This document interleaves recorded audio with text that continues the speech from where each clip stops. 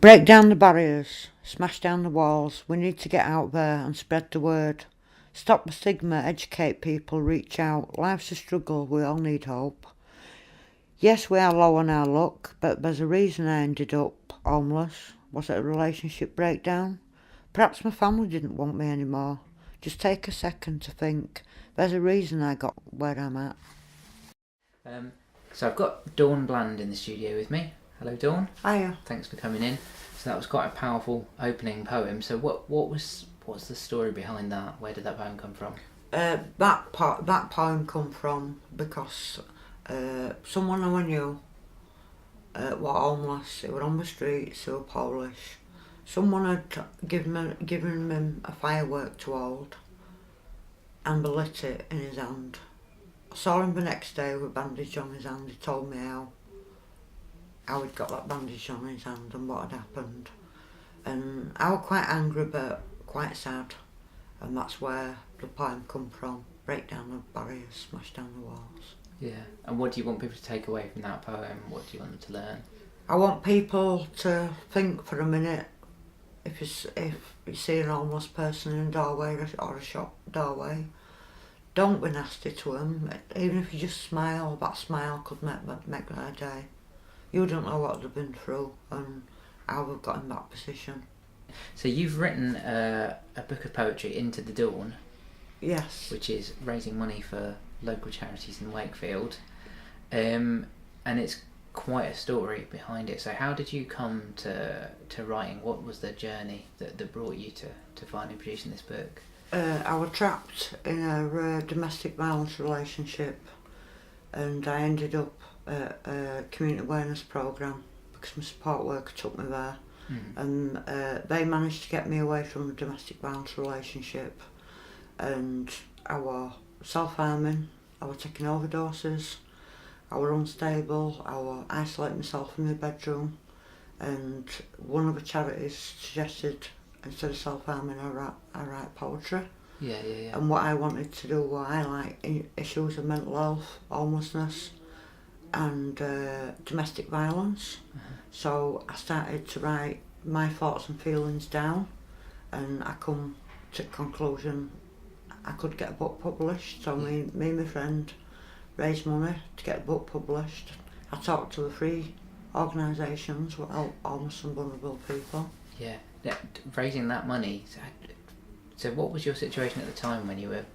So were you sort of housed at the time? I was housed, yeah, but yeah. I wasn't looking after myself right. Yeah. I was scared. Yeah. So I went and turned up into CAP. We know when we hood up, I won't speak to anybody, my head down. Yeah. Wary about people approaching me. Yeah. And then eventually I got my confidence. They brought me out of my shell, and I began to trust them. Yeah. So CAP, for people that don't know the charity, because we probably won't know them in Sheffield because they're in Wakefield, what do they do? Who are they? It's CAP stands for Community Awareness Programme. It helps homeless and vulnerable people. It's open 5 days a week where they provide a meal. You can get a shower, a sleeping bag, clothes, and they do refer on to get rehoused. So you get a property like in a shared house. Yeah. And then to get you back on your feet so you can move on, and once you get your own property, give you furniture. Yeah. And you've been homeless in the past, haven't you? I was homeless when I was 15-year-old. I ran away. Yeah. And I was having a bad experience at home and I couldn't cope with it anymore, so I ran away. Yeah. And so what was the situation at home? Mum and Dad were arguing. Dad was an alcoholic. I couldn't cope, and I just got ready, and that day decided I'm going to leave home. All I had were the clothes I was stood up in. Yeah.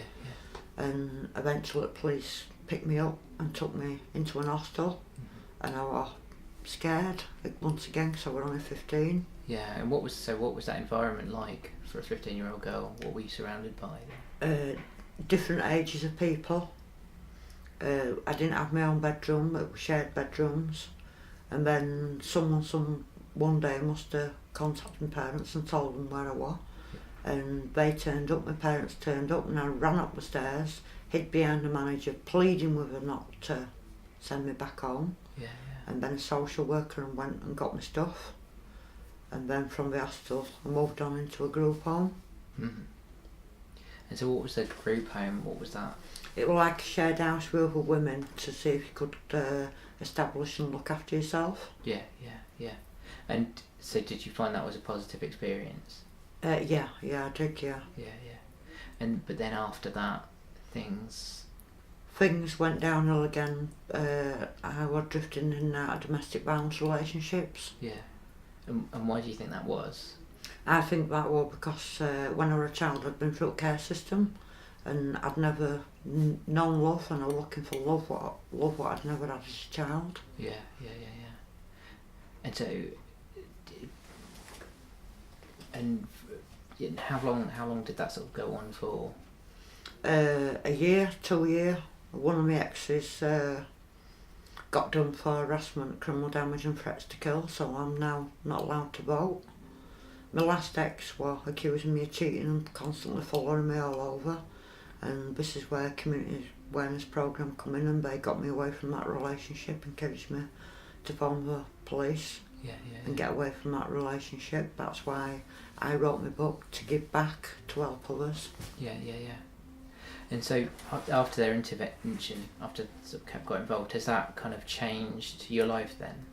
Yeah, because they give me that hope, they give me that courage to speak out. Yeah. And I still believe to this day, if it hadn't have been for them intervening, I wouldn't have been here now. Yeah. And so now, you sort of got back on your feet. You were living alone and not in that abusive relationship, and you thought they'd encourage you to write. And so why did they suggest writing? Because at that time I was self-harming. Yeah. I was taking overdoses.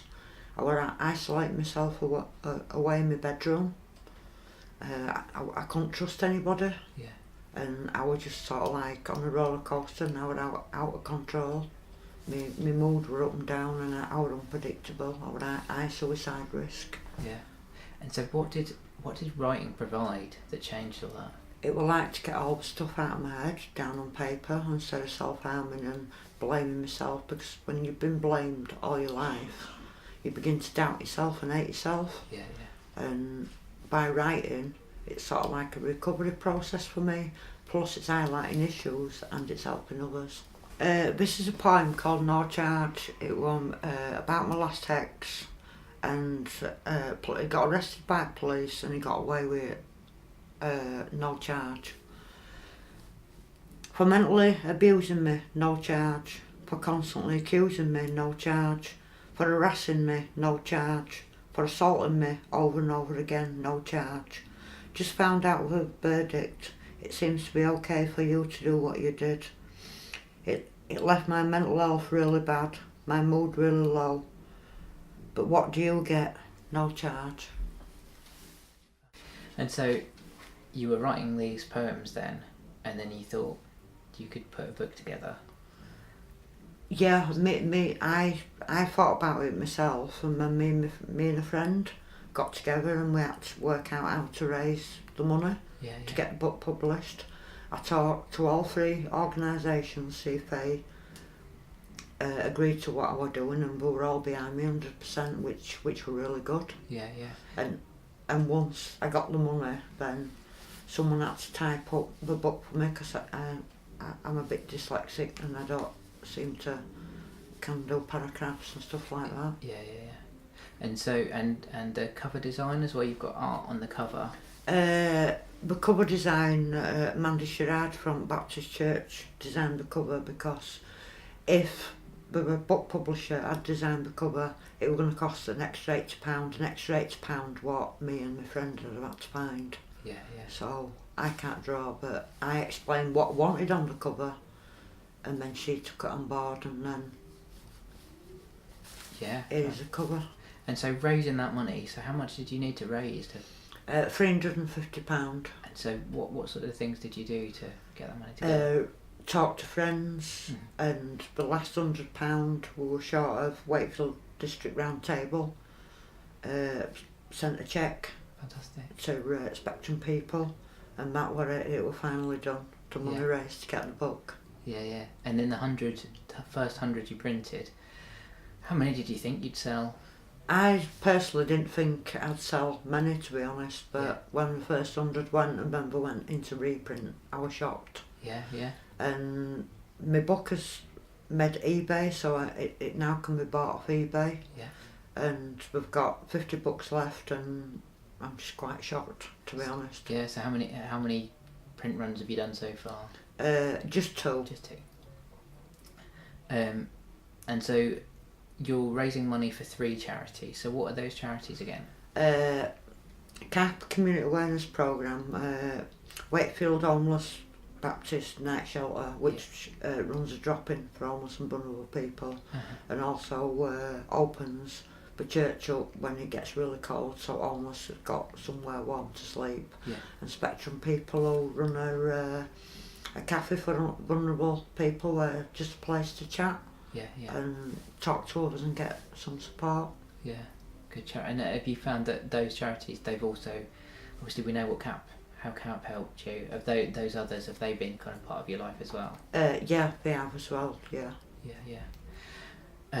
So you've raised some money then, sort of like you said 150 of those. How much are they going for? The books are £9.99, but bearing in mind, I've all this money is going back into the community to help others. Yeah. So is every penny going back? Every penny is going back into the community of Wakefield. Yeah. So you've definitely raised some money there. So over £1,000, I'm guessing, if I've done my maths right. 1,500 so far. Yeah, and so that's got to have had some impact. But also in terms of the reach of your writing, so getting your ideas out there, has that had an impact as well?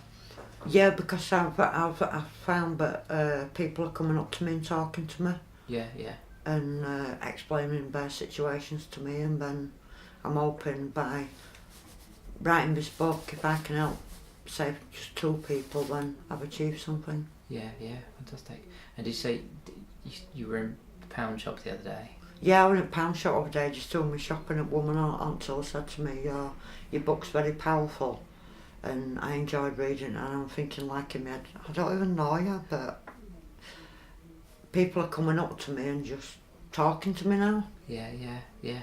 And so what you'd originally wanted to do, that kind of getting those thoughts outside of your head, it sounds like you're doing that for other people as well. So you're putting your thoughts out there, you're bearing your heart and soul, and they're recognising it as being, feelings they share. So it's kind of reaching out, not just out of your own head, but into somebody else's as well, so they can kind of come out and meet you halfway. Yeah, that's true.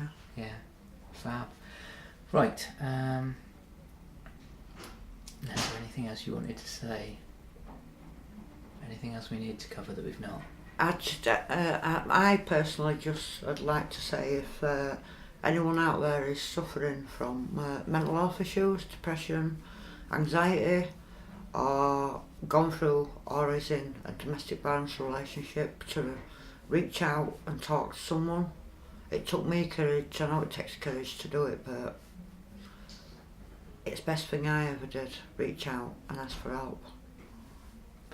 We'll probably end with that, but I forgot a question, which is, and are you still writing? Are you still kind of producing poetry? I'm currently on with my second book, and my second book that money raised will be going back in to the community. It's not about money, it's about saving people and highlighting issues and these charities in my community.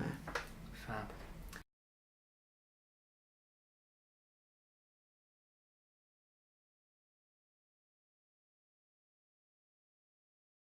If people do want to get hold of your book, where should they look? Where can they get it from, apart from eBay? It's on eBay, and you can get it if you put in your Facebook, search CAP, Community Awareness Programme, and if you message Kevin Dobson, he will post you a book out, and I will personally, if you ask Kevin to ask me, sign you a copy of my book. And that's CAP in Wakefield. CAP in Wakefield, yeah, CAP Care. And so for people that don't have internet, you can phone CAP on 01924 381 119. And it's at 2 to 8 Market Street, Wakefield, WF1 1DH. That's Community Awareness Programme, or CAP. And also, I suppose if you have been inspired by Dawn's story and what CAP have done for her, then they're probably happy to take donations. If you want to give them a ring, find out the best way to give money. But $9.99 plus postage. Plus postage, yeah. I think it's about £1.74. Yeah. And I'm willing to sign it if we have, because a few people's PayPal to Kevin Potbotany comes to me and says sign this, and I've no problem with signing it. Yeah. And that'll get you a copy of, what's the book called? My book's called Into the Dawn, and I've bared my heart and soul in that book, and all poems are true and written from my heart. Myself, it wasn't my fault. It's yours. I walked away once from domestic violence. I've taken enough punishment. Now it stops.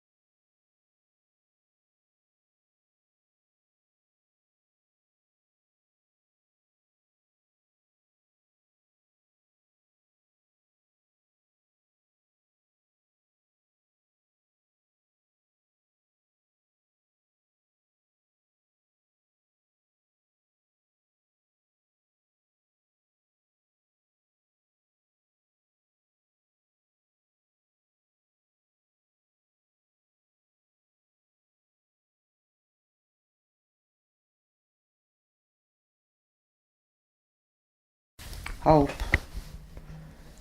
Before you look at me and stare, think. Don't judge me. I have mental health issues and a heart that breaks. Your comments hurt me.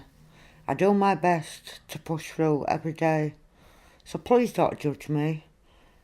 I have some good days, spending time with my sister and friends. When I have bad days, hiding myself away. My childhood wasn't happy. At 15 I ran away, slept on the streets. The police found me in hostel. My grandma used to say, you can run and run, but your head goes with you.